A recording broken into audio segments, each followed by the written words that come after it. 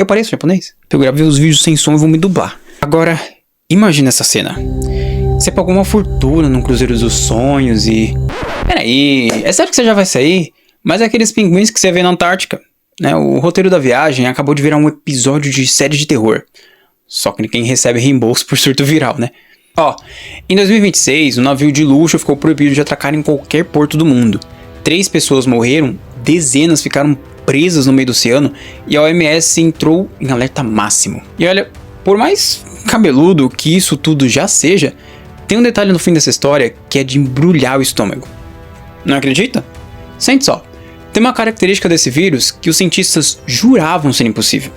Eu te conto lá no fim, então segura a emoção e pega a pipoca porque essa aventura começa com o pior check-in da história dos cruzeiros. Esse é o DQTC com Phelps, eu sou o Phelps e nossa história começa em 1º de abril de 2026. E não é uma pegadinha, eu imagino até que você já saiba do que eu tô falando, né? Tá um pouquinho atrasado, mas o navio MV Ondius zarpa de Ushuaia, na Argentina, a famosa cidade do fim do mundo, nome que, convenhamos, envelheceu mal para essa viagem específica. A bordo, umas 170 pessoas vivendo o sonho. Antártica, ilhas remotas, lugares que nem o Google Maps tem coragem de detalhar. Só que, poucos dias depois, um passageiro holandês de 70 anos começa a passar mal. Febre, dor de cabeça, aqueles sintomas que todo mundo jura que é só um resfriadinho, né? Toma um chá e tá tudo certo, vida que segue. Quem nunca? Infelizmente, dessa vez não era resfriado. Ele desenvolve uma falha respiratória grave e não resiste. Não para por aí. A esposa dele adoece, depois mais passageiros. Quando a OMS é acionada, já eram 3 mortes. O navio então vira o maior pega-quem-quiser diplomático, né? Cabo Verde nega o desembarque, as Canárias torcem o nariz e os países vão passando a batata quente, né? Ou melhor, a batata viral de um pro outro. Resultado, passageiros presos no Atlântico, igual a mensagem do grupo da família, né? Que ninguém responde. Mas fica a pergunta, de onde diabos surgiu esse vírus? Para explicar isso, a gente vai ter que voltar uns 70 anos no tempo. Não me olha assim, confia. A origem é tão estranha quanto o nome dele. Anos 1950, Guerra da Coreia. No meio do caos, soldados americanos começam a adoecer de um jeito que deixou os médicos com aquela cara de... Vou fingir o que sei que é isso. Com certeza é anta. Vírus. Febre, sangramento, rins desligando do nada, mais de 3.000 soldados afetados. E ninguém fazia ideia do culpado. Não era bala, não era bactéria conhecida, não era nada que estivesse no manual como identificar e nomear doenças. Era basicamente o inimigo no modo invisível, jogando em dificuldade impossível, né? E aqui vem a minha parte favorita. Os cientistas demoraram 26 anos para descobrir quem era o responsável. Só em 1976 isolaram o vírus perto do rio Antan. Daí o nome, Antavírus. E você aí achando que era por conta do animal. E o grande vilão... Os pinguins da Antártica. A verdade, era um rato. Mais especificamente, a poeira com urina e fezes de roedores que os soldados respiravam sem perceber. Um plot twist verdadeiramente humilhante para essa história. Eu sei que agora você deve estar se perguntando aí, né? Pensando... O que diabo significa DQTC? Se inscreve que eu te conto. Beleza, isso é coisa antiga, né? De guerra, longe daqui. Era o que todo mundo achava, né? Até 1993, quando esse vírus reapareceu do outro lado do mundo.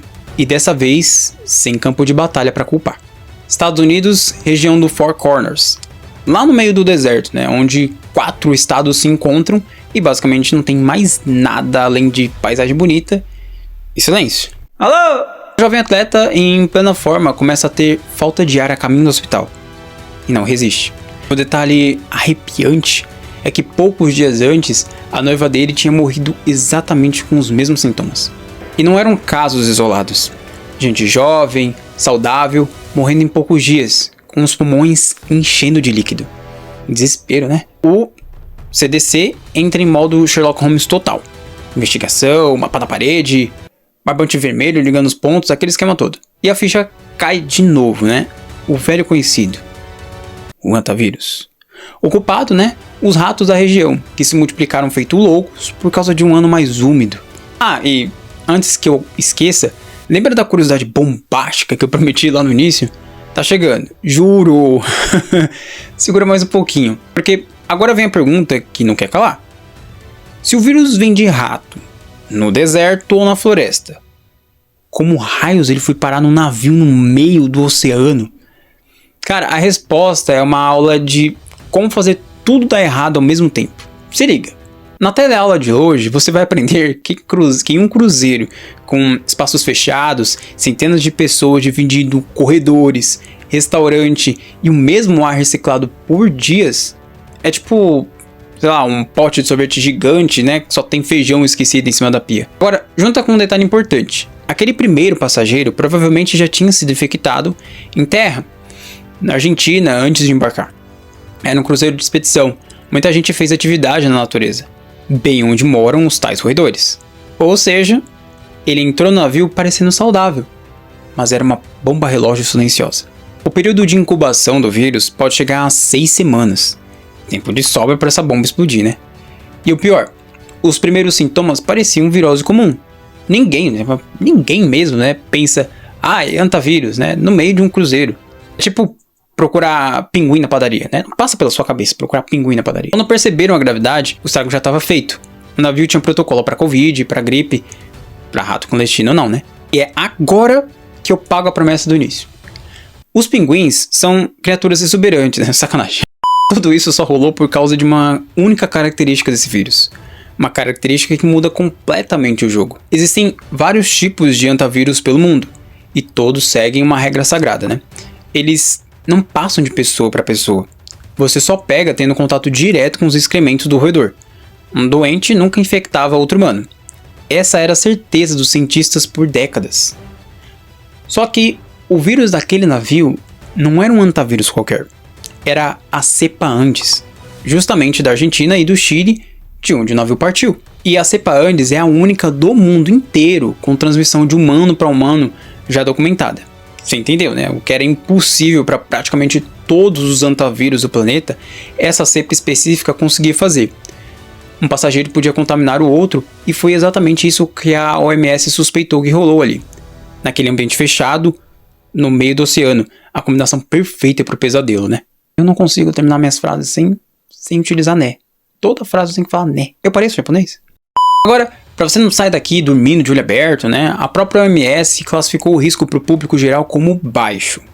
Mesmo na cepa Andes, essa transmissão entre humanos é rara e exige contato bem próximo. Não é uma nova pandemia, né? Pode desmarcar o bunker, né? Tá tudo sob controle. Calma. Como é que tá a reserva aí?